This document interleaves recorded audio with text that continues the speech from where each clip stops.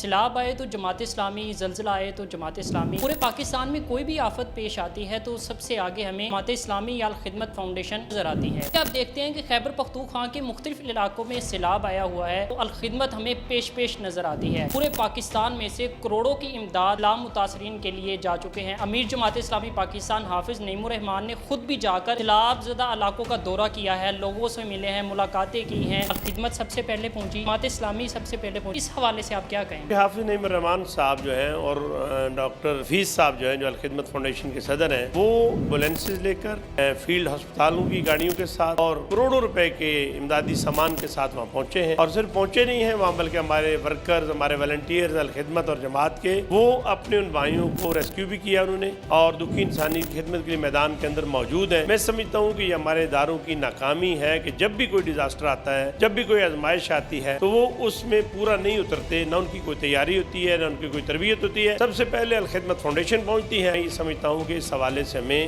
سوچنا بھی چاہیے اور مستقبل کی منصوبہ بندی بھی کرنی چاہیے۔